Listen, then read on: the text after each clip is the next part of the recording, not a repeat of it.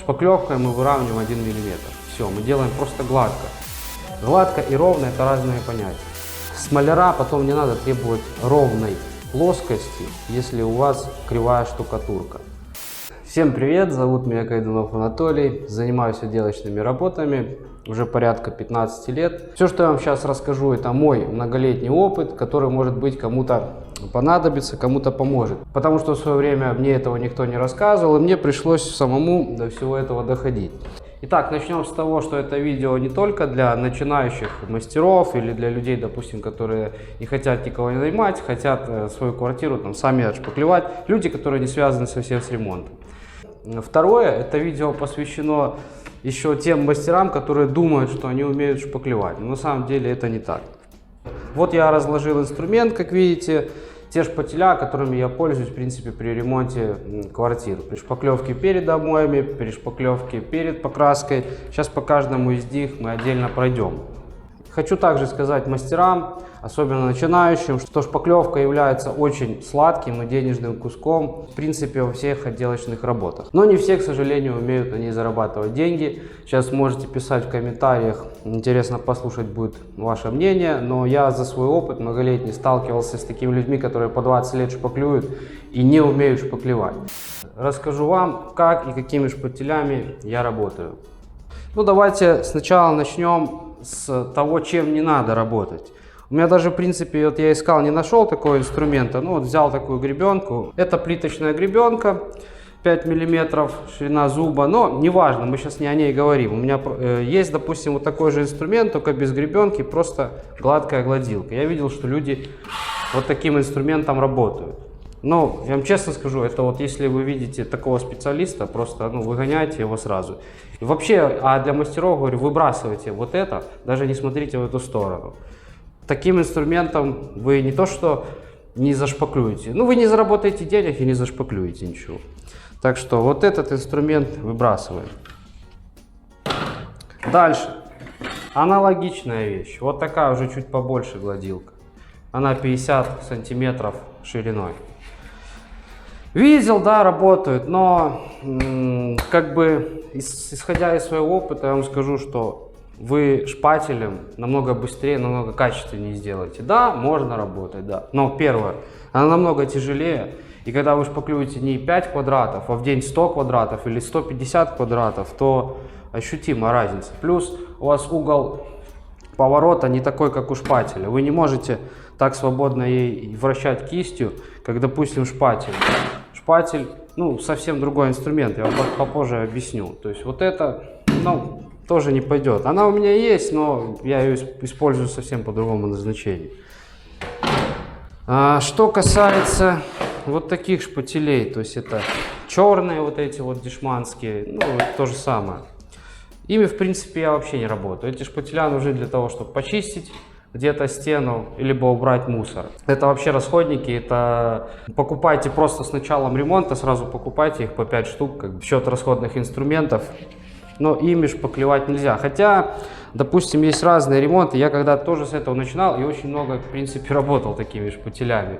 Ими можно шпаклевать, ну, скажем так, совсем-совсем эконом-ремонты, где вам не нужна ровность. То есть кривые стены, вам нужно их просто сделать гладкими. Жестким шпателем, хорошим, вы, конечно, замучаетесь, потому что он уже изначально шпаклюет ровно. А этим шпателем можно надавить где-то, бугор, ямку обойти, как бы, ну, в принципе, для мастеров, которые занимаются именно такими ремонтами, то есть я имею в виду косметика какая-то, ну, совсем дешевые, простые ремонты, в принципе, ими работать можно. Но если мы уже говорим о каких-то более-менее серьезных, качественных ремонтах, то нет, это тоже на мусор. То есть чистить стены, убирать полы.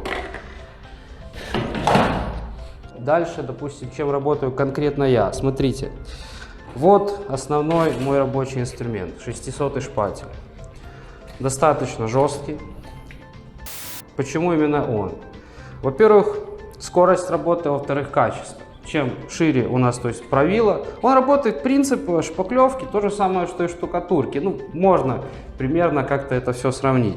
То есть у вас есть правило ровное, вот он шпатель, ровный, длинный. Чем шире плоскость, которую вы тянете, то есть равняете стену, тем, соответственно, стена будет у вас ровнее. Я работаю вот 60-м шпателем, опять-таки на больших стенах. В принципе, всю квартиру можно вот этим шпателем сделать, 600-й. Также я использую 45-й. Ну, всем известная фирма Крафтол. Не обязательно Крафтол, много разных фирм. Я просто почему Крафтола, видите, здесь много у меня. Потому что он, в принципе, в продаже доступен, его можно везде купить. А так, соответствующие такие же бренды, марки, там 2-3-компонентные ручки, все это можно найти. Вот, 45-й, 450 мм ширина. Этот шпатель больше, конечно, предназначен для фасадов, для того, чтобы у него специально сделано широкое лезвие, для того, чтобы вы могли наложить как можно больше материала. Потому что фасад, там совсем другие работы фасадные идут, и материала, соответственно, намного больше уходит. То есть для того, чтобы вы сразу там 3-4 шпателя могли на него положить, там, грубо говоря, треть ведра, и хорошо махануть. К нему же в комплект вот идет шпатель 150. У вас 2 рабочих шпателя. Запомните, вот они. Вы работаете, основная работа делается вот этими 2 шпателями. Ну, в моем случае это 600 еще. Но давайте 600 не каждый умеет работать, особенно если вы новичок, вы вообще не сможете им работать. Минимум 450. Все, меньше не стоит, потом объясню почему. Остальные инструменты, которые вы здесь видите, вот разные шпателя, разные ширины, они, конечно же, у маляра должны быть. Но основные только 2. Вот эти должны быть. Самое чаще всего используются вот эти 2 и вот 2 шпатель, потому что вот этими 2 можно сделать практически все. Вот этим шпателем очень-очень такие труднодоступные места. Остальные все это просто добавочные. Еще раз повторю, они у меня есть, но я ими очень-очень редко пользуюсь. Вот еще хороший шпатель у Кнауфа есть. Тоже, я не помню, ну, в районе 1000 или больше 1000 рублей стоит, но я им тоже не постоянно работаю, а только когда идут работы малярные по гипсокартону, потому что здесь есть вот такая отвертка, вы работаете, где-то шуруп не докручен, удобно тоже работать. От Крафтола тоже 400, 300 может быть, где-то когда-то какие-то откосы большие попадаются, вот ими тоже работаю, но, опять же, повторяю еще раз, вот это все, это просто дополнение. Оно, как у маляра, у меня есть. Если вы начинающий, вам это вообще не нужно пока. Со временем, конечно, приобретете потом. Сейчас пойдет работа со шпаклевкой. Здесь у меня подготовлено ведро. Это полимерная шпаклевка, шитрок. Не рекламирую, но неплохая шпаклевка, можно ей работать. Неплохо под покраску. Сейчас, кстати, вот эти все стены делаю под покраску, поэтому шитрок мне пойдет. Мне нравится, как он ложится, как он шлифуется. То есть нормальная шпаклевка. Не обязательно он. Можете выбрать другую финишную, суперфинишную шпаклевку. Опять-таки под покраску, под обои. Можно другую. Гипсовой шпаклевкой, в принципе, я в последнее время вообще не работаю, потому что она крепче, да. Еще один момент. Гипсовая шпаклевка намного крепче полимерной. Но есть один момент в том, что ей намного сложнее работать. Она, получается, и шлифовать ей сложнее. То есть вы пропустили там 2-3 дня, обождали, пока она высохнет. Все, шлифовать потом просто вы устанете очень сильно, это мягко сказать. Поэтому я полимерами работаю. Некоторые под обои, допустим, не работают полимером, потому что обойный клей наносим, размачиваем стену, полимерную шпаклевку, она становится такая, она размокает, начинает на этот стык вылазить. Но, честно говоря, я этого не боюсь, как бы уже привык. Ну, опять-таки, может быть, это опыт, мне это вообще никак не страшно. Потому что, допустим, полимер перед любой наклейкой обоев я очень-очень хорошо, очень сильной грунтовкой я пропитываю, поэтому она у меня как бы немножко ее скрепляет. И обойный клей ее так размочить не может. Мы сейчас отошли немножко от темы, давайте дальше к шпаклевке вернемся. Сейчас покажу пока без шпаклевки, чтобы вы немножко понимали. Мы когда наносим шпаклевку на шпатель, у нас вот идет движение. Мы представляем шпатель и постепенно наносим шпаклевку. По мере того, как мы поднимаем вверх руку, мы потихоньку наклоняем шпатель. И тем самым мы выкладываем почти всю шпаклевку, которая есть на шпателе, мы выкладываем на стену. То есть, если медленно, то это выглядит вот так. Вот мы ее доворачиваем, доворачиваем, доворачиваем, и шпатель у нас почти чистый остается. Еще раз внимательно смотрим. Вот мы нанесли шпаклевку на шпатель, поставили к стене и потихоньку доворачиваем. Самое главное, когда у вас шпатель вот в таком положении находится, никогда сильно не давите на ручку. Потому что, когда вы давите на ручку, я сейчас вам покажу поближе, что происходит со шпателем.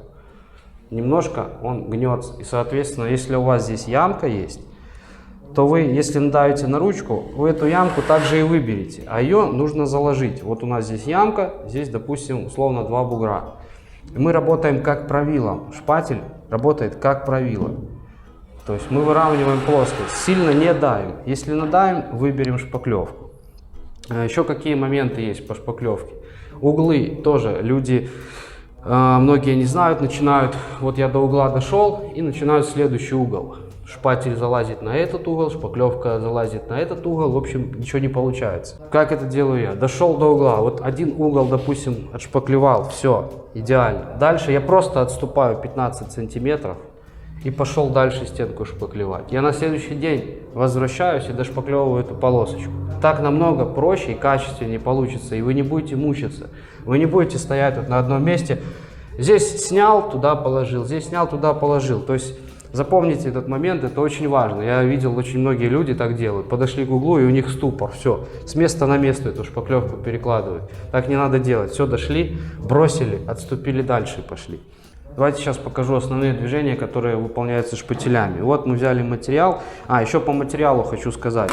У вас целое ведро, здесь 17 килограмм шпаклевки. Вам нужно пошпаклевать, допустим, одну стенку. Никогда не берите с большого ведра. Или если у вас сухая шпаклевка, тоже не замешивайте много. Лучше по чуть-чуть. В ведре там 1/3, 1/4. Замешали шпаклевочки, выработали, помыли, почистили ведро. Если гипсовая шпаклевка, по-любому помыли. Если полимер, можно несколько раз выработать и не мыть. Она как бы так быстро не засыхает. Потому что вот эти сухари потом на ведре падают в шпаклевку, и вы начинаете гонять эти шарики.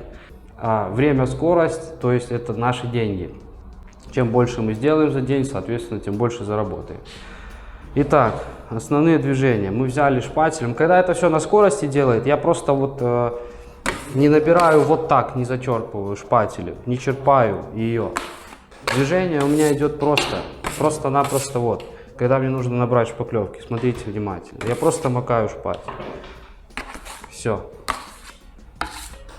Все, вот у меня материал уже на шпателе есть. Основные движения, вот они. Вы должны всегда перекладывать шпаклевку. Раз протянул, переложил. Раз протянул, переложил. Это основное движение, которое должны научиться. Вот, ты положил, снял. Положил, снял. Можно больше шпаклевки, если вам надо. Положил. Положил еще. Снял. Точно так же в процессе работы вы снимаете все равно с двух сторон. Здесь с этой стороны тоже остается немножко шпаклевки, которая потом превращается в сухари. Чтобы она не превращалась в сухари, ее, соответственно, тоже постоянно снимаем, перекладываем на эту сторону. То есть вот у вас основные движения. Вот. Потренируйтесь, это очень важно. Сейчас я вам покажу, как это в процессе происходит. Точно так же вы должны работать второй рукой. Одинаково, абсолютно. Сейчас объясню для чего. То же самое, все, положили, вот, есть. Нанесли, есть. Шпателя убрали. Двумя руками должны работать всегда. Вот, материал лежит.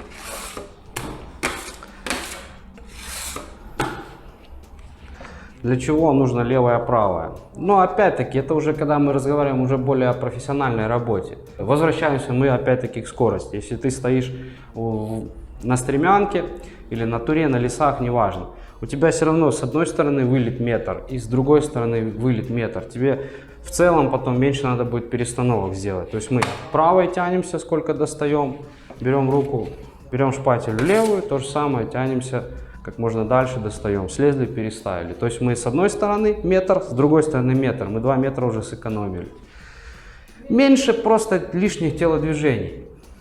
Эти телодвижения потом сказываются к концу дня, когда вы приходите домой и падаете без сил. Сейчас я вам покажу это на гипсокартоне, специально приготовил, потому что на белой стене белую шпаклевку вам не видно будет. Но я и этот гипсокартон еще использую, кидывать его никто не будет, поэтому с обратной стороны. Вот у нас идет наше движение. Сейчас я медленно покажу вам, побольше шпаклевки положу. Вот у нас 45-й шпатель. Вот, вам рассказываю, а сам вляпался. Вот мы приставили и наносим материал. 45 уже есть по ширине полоса. Не выглаживаю. Дальше наношу. Наносим материал. Сколько достаем, сколько позволяет вам температура в помещении, чтобы не пересыхало. Вот, мы нанесли, а теперь начинаем выглаживать это все.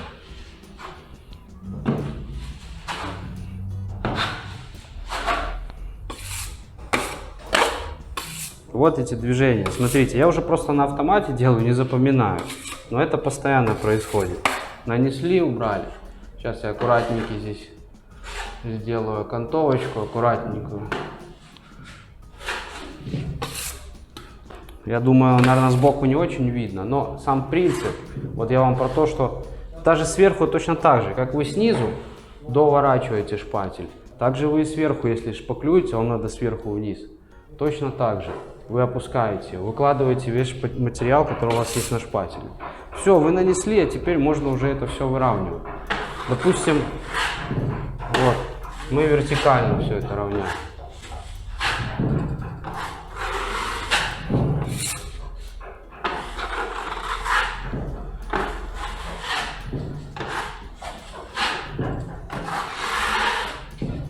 Где-то что-то остается, какие-то мусоринки убираем.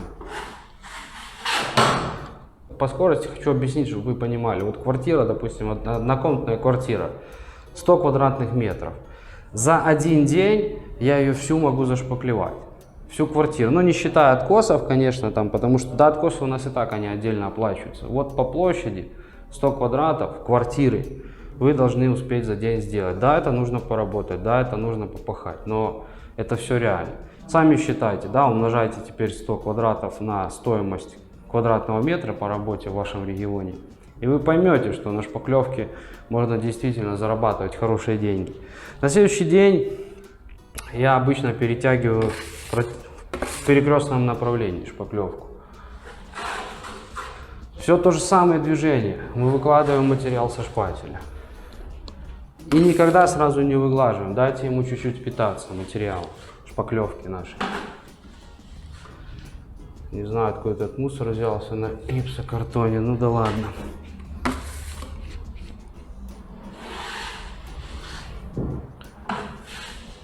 Все, нанесли. А теперь уже начинаем выглаживать. Ну все это буквально несколько движений. Вот смотрите, постоянно убираю.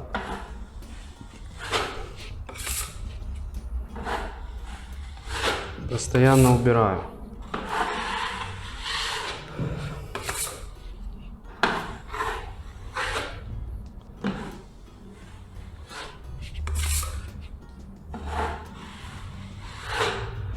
Все, если когда это все шлифанется, плоскость будет идеальная. Ну да, понятное дело, у нас здесь гипсокартон, он и так ровный.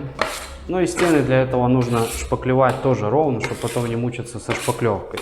Еще один момент хочу, чтобы вы все запомнили, особенно те, кто досмотрел до конца, это вам, наверное, пригодится. Я сейчас говорю мастерам, да и в принципе и клиентам, которые заказывают ремонт. С маляра потом не надо требовать ровной плоскости, если у вас кривая штукатурка.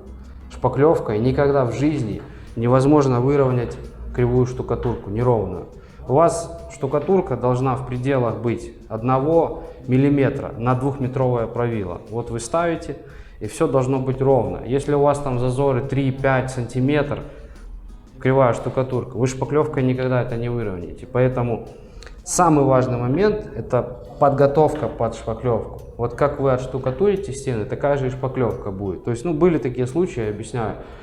Приходишь, ставишь правило, у вас вот такая вот штукатурка.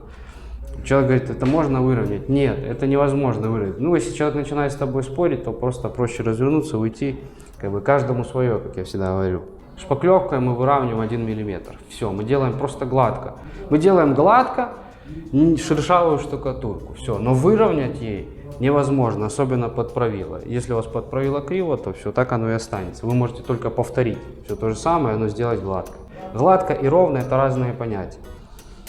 Кому сегодняшняя информация была полезна, ставим лайк, подписываемся на канал, жмем на колокольчик. Всем пока, скоро увидимся.